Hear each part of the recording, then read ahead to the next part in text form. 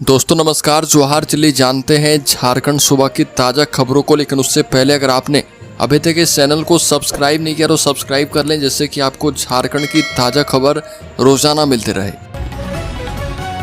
सबसे पहली खबर, झारखंड में सवर्ण आयोग के गठन की मांग को लेकर राज्यपाल को सौंपा गया ज्ञापन।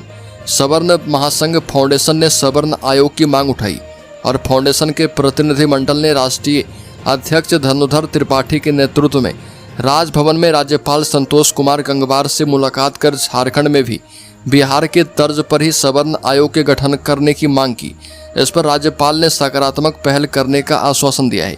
उक्त अवसर पर त्रिपाठी ने कहा कि आज सवर्ण समाज राजनैतिक एवं संस्थागत रूप से अपने सुरक्षा और राष्ट्रीय स्तर पर पहचान को लेकर चिंतित है। अगली खबर, झारखंड में 30 अगस्त और 2 सितंबर को भारी बारिश और वज्रपात की चेतावनी। 4 सितंबर तक बरसेंगे बादल। झारखंड में एक बार फिर भारी बारिश हो सकती है।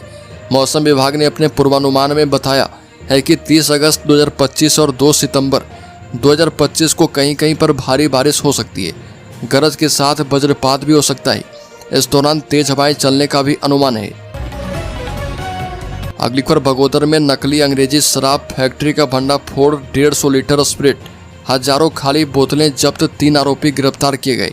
गिरिडीह जिले के बगोदर थाना क्षेत्र के अटका कुबड़ी टाण गांव में पुलिस ने अवैध अंग्रेजी शराब बनाने वाली मिनी फैक्ट्री पकड़ी है। एसडीपीओ बगोदर सरिया धनंजय कुमार राम के नेतृत्व में की गई कार्रवाई में 3 लोगों को गिरफ्तार किया गया है। पुलिस ने मौके से दर्जनों तैयार अंग्रेजी शराब की बोतलें बरामद की है। साथ ही करीब 150 लीटर कच्चा स्प्रिट, हजारों खाली बोतलें और ढक्कन जब्त किए गए। शराब बनाने में इस्तेमाल होने वाले स्टिकर, रंग और पैकिंग उपकरण भी मिले हैं। अगली खबर, रामगढ़ में जेवर चमकाने के नाम पर ठगी। 2 युवक महिला से 1,35,000 रुपये के सोने के गहने लेकर फरार हुए। रामगढ़ जिले के भुरकुंडा थाना क्षेत्र पटेल नगर में जेवर चमकाने के नाम पर ठगी का मामला सामने आया। गुड़िया मिश्रा नाम की महिला के घर बाइक से आए 2 युवक गहने साफ करने का झांसा देकर 1,35,000 रुपये के गहने लेकर फरार हो गए।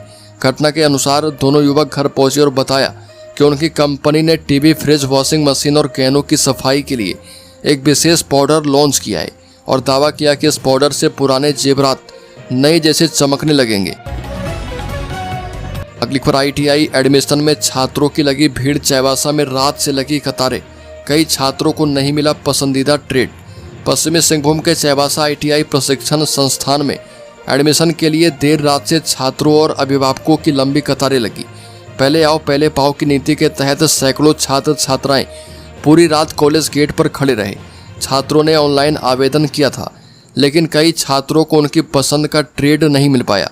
दोपहर 1 बजे तक ST कोटा के सभी ट्रेड की सीटें भर गई। संस्थान के प्रभारी प्राचार्य सत्य प्रकाश महतो ने बताया कि एडमिशन प्रक्रिया सरकारी गाइडलाइन के मुताबिक हो रही है। अगली खबर, मिर्गी का दौरा पड़ने से तालाब में गिरा युवक। गुमला में एक दुखद घटना में 22 वर्षीय श्रवण उरांव की तालाब में डूबने से मौत हो गई। और बता दें कि शुक्रवार शाम 4 बजे चेटर बस्ती स्थित तालाब के पास ये घटना हुई। श्रवण शौच के लिए तालाब की ओर गया था। हाथ पैर धोते समय उसे मिर्गी का दौरा पड़ा और वह तालाब में गिर गया। क्षेत्र सुनसान होने के कारण कोई भी घटना का प्रत्यक्षदर्शी नहीं था। कुछ समय बाद तालाब के पास मवेशी चरा रहे लोगों ने पानी में उबलाता हुआ शव देखा। अगली खबर, सरिया में 2.5 लाख की चोरी का खुलासा। गिरिडीह जिले के सरिया थाना क्षेत्र में हुई चोरी का मामला पुलिस ने सुलझा दिया है।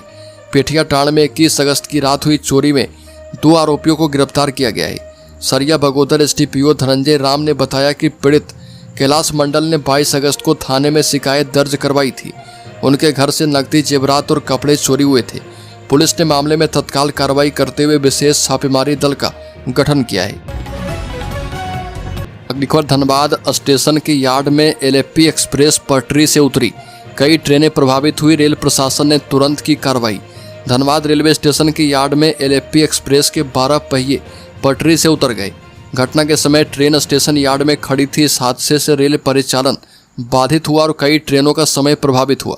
रेल प्रशासन ने तत्काल कार्रवाई करते हुए ट्रेन को पटरी पर वापस लाने की कार्रवाई शुरू की। धनबाद DRM अखिलेश मिश्रा सहित वरिष्ठ अधिकारी मौके पर पहुंचे और स्थिति का जायजा लिया। यात्रियों की सुविधा के लिए वैकल्पिक व्यवस्था की गई। अगली खबर, राज्य के बोकारो जिले में युवक की चाकू मारकर हत्या। राशन दुकान में सेल्समैन था युवक, पुलिस ने आरोपी को गिरफ्तार किया। बोकारो के BSLLH कॉलोनी में 12 बजे एक युवक की चाकू मारकर हत्या कर दी गई। मृतक की पहचान रवि पटेल के रूप में की गई। घटना के बाद कुछ दोस्त घायल रवि को ऑटो से कृष्णा नर्सिंग होम ले गए, लेकिन वहां उसे अकेला छोड़कर भाग गए। नर्सिंग होम स्टाफ ने रवि को बोकारो जनरल अस्पताल पहुंचाया, जहां डॉक्टरों ने उसे मृत घोषित कर दिया। मृतक के चचेरे भाई राहुल चौधरी ने बताया कि रवि की मां का रो रो कर बुरा हाल है। रवि के पिता का पहले ही देहांत हो चुका है। अगली खबर, SNMCH में मरीज की मौत, डॉक्टर से मारपीट। धनबाद स्थित SNMCH में जूनियर डॉक्टर और मृत मरीज के परिजनों में मारपीट के बाद डॉक्टरों ने OPD सेवा ठप कर दी। दरअसल अस्पताल परिसर गुरुवार रात अखाड़ा में तब्दील हो गया था। इमरजेंसी के मेल वार्ड में भर्ती मरीज के अटेंडेंट ने ड्यूटी पर तैनात इंटर्न डॉक्टर एवं कर्मचारी के साथ मारपीट की। सूचना मिलते ही काफी संख्या में जूनियर डॉक्टर पहुंच गए और मारपीट करने वाले अटेंडेंट की जमकर पिटाई कर दी। अगली खबर, मयूराक्षी नदी में डूबने से 4 छात्रों की मौत। दुमका में हुआ हादसा। दुमका की मयूराक्षी नदी में डूबने से 4 छात्रों की मौत हो गई। चारों यहां पहुंचे थे और नहाने के दौरान हादसा हुआ। चारों छात्रों का शव बरामद किया गया है। घटना मुफस्सिल थाना क्षेत्र के बाबूपुर पंचायत की है।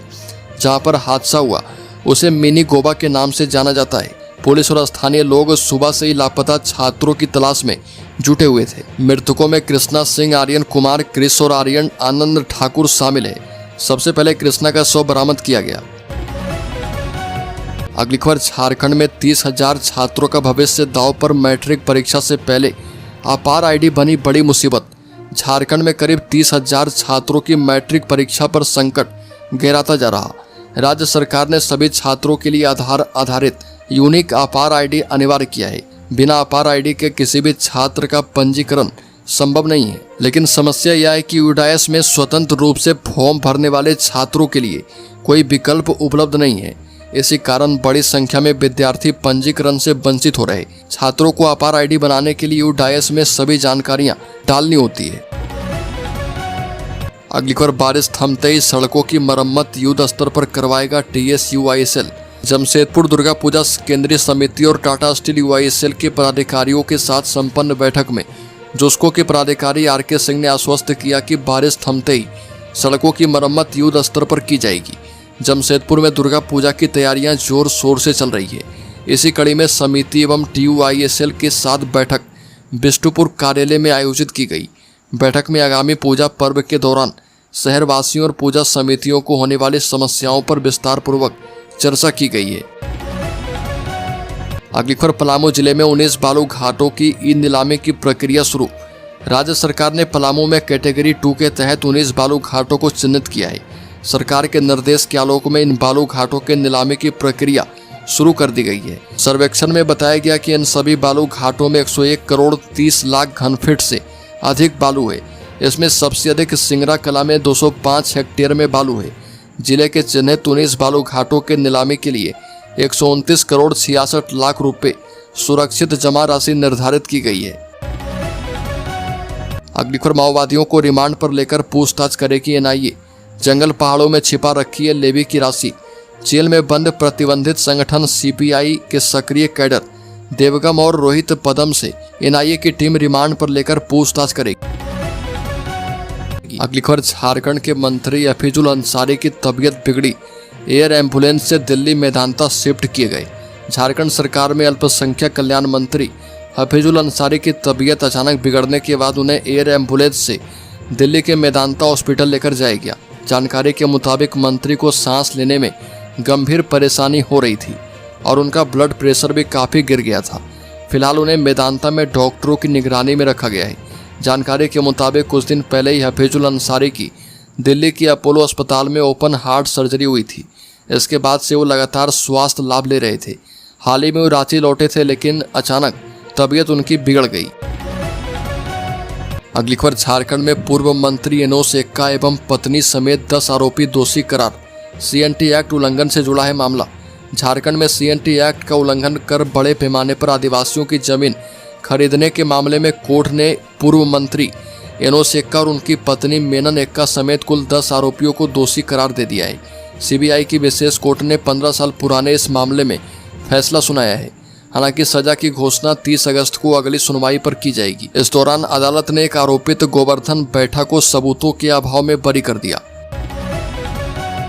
अगली खबर, रामदास सोरेन के श्राद्ध में पहुंचे मुख्यमंत्री हेमंत सोरेन, कल्पना सोरेन भी साथ पहुंची। पूर्व शिक्षा मंत्री रामदास सोरेन के श्राद्ध संस्कार भोज में 2:15 में झारखंड के मुख्यमंत्री हेमंत सोरेन श्रद्धांजलि देने पहुंचे। उनके साथ उनकी पत्नी कल्पना सोरेन भी श्रद्धांजलि देने के लिए घोड़ाबांधा स्थित श्राद्ध कर्मस्थल पहुंची। दोनों हेलीकॉप्टर से घोड़ाबांधा स्थित कमफूटा मैदान में बनाए गए हेलीपैड में उतरे। गौरतलब है कि घोड़ाबांधा में संस्कार भोज के लिए बड़ा पंडाल बनाया गया था। अगली खबर, जेएसएससी मैट्रिक स्तरीय परीक्षा का परिणाम घोषित। कीट पालक पद पर 150 अभ्यर्थियों का चयन। झारखंड कर्मचारी चयन आयोग ने मैट्रिक स्तरीय प्रतियोगिता परीक्षा का परिणाम जारी कर दिया है। इस परीक्षा के माध्यम से कीट पालक एवं समकक्ष पदों के लिए कुल 150 अभ्यर्थी सफल घोषित किए गए। इनमें अनारक्षित श्रेणी से 100, अनुसूचित जनजाति से 30, अनुसूचित जाति से 5, अत्यंत पिछड़ा वर्ग से 14 एवं पिछड़ा वर्ग से 1 अभ्यर्थी का चयन किया गया है। आयोग के मुताबिक शैक्षणिक अहंता एवं अन्य कतिपय कारणों से लंबित रखे गए अभ्यर्थियों का परिणाम आयोग द्वारा समीक्षा के बाद निर्णय लेते हुए प्रकाशित किया जाएगा।